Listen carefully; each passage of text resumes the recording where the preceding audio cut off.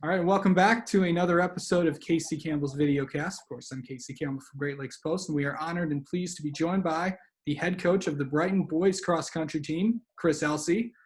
Chris, thank you so much for taking some time to join us. Yeah, thank you. My pleasure. Well, it's been an interesting year, so far for you. I know that, of course, coming off a state championship win last year, and then obviously everything going on with the pandemic. A lot of new faces at the front for Brighton, a lot of faces that a lot of people would not recognize. Before we get into this season, just go in and talk about how successful it was to finally accomplish the goal of winning a state championship. It was a tremendous accomplishment by those kids.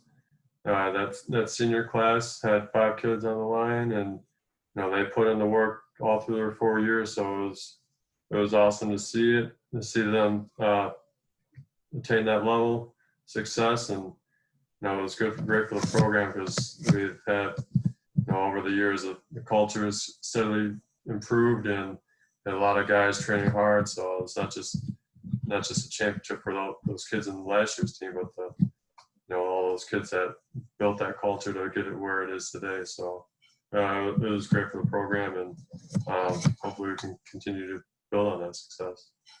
And of course this season, of course, a lot of new faces on the team, but also a lot of changes involving, especially with the COVID-19 pandemic. Of course, meets are going to be different, protocols are going to be different, practices are going to be different. Just about everything is different.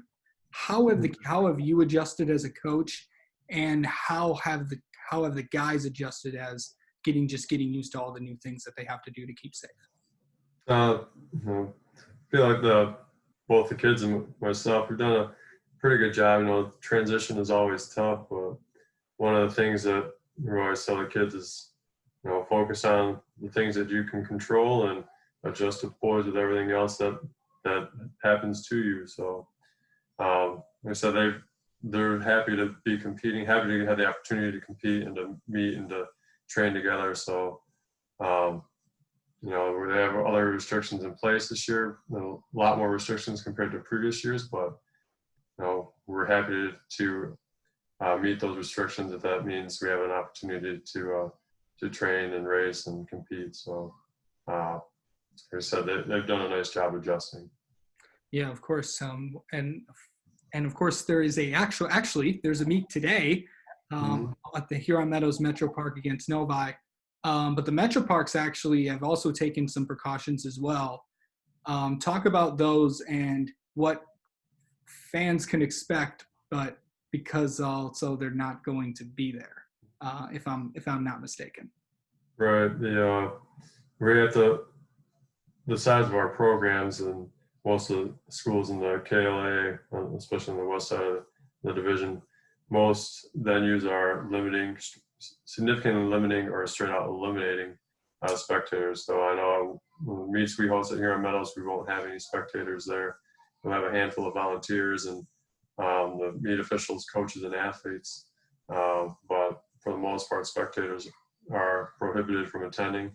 So we're trying to, we're going to attempt to live stream of the boys and girls race today, so people could watch that from their devices. And we have volunteers out there taking pictures of both our program and the opposing program, Novi's program, out there today.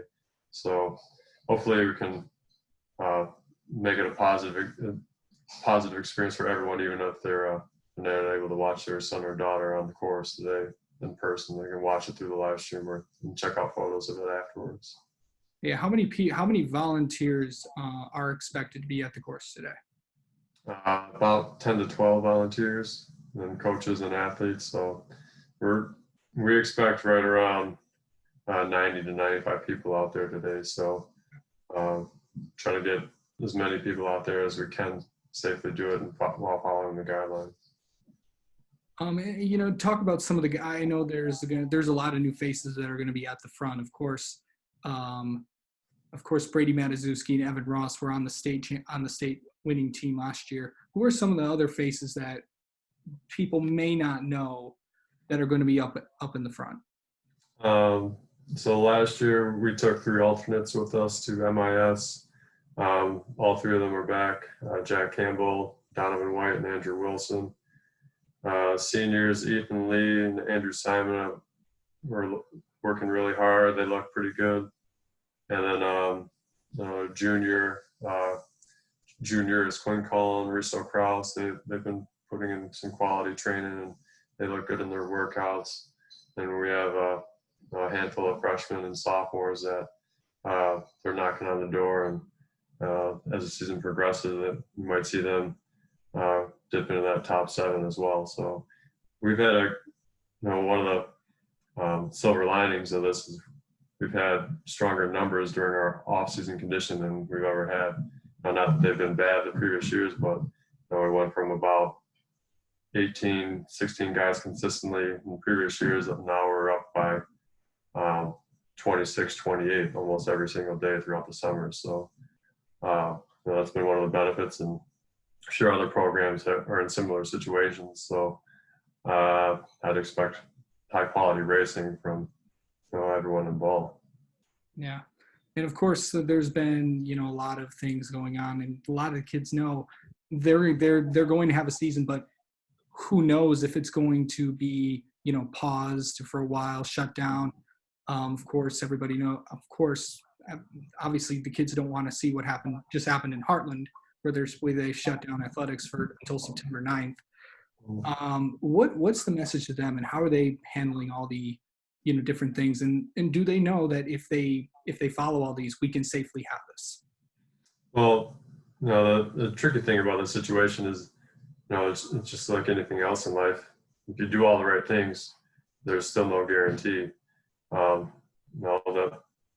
health department and the administrators, they're going to look at data, and even if we do everything that we possibly can, there's still a chance our season can get canceled. So I guess the biggest thing is talking to kids about being grateful for the time they have, and do everything you can in your power to ensure that we do our part to stay healthy and to not contribute to the spread. And when we're out in the community, especially this later half of the summer, as decisions were made, the message became leave no doubt.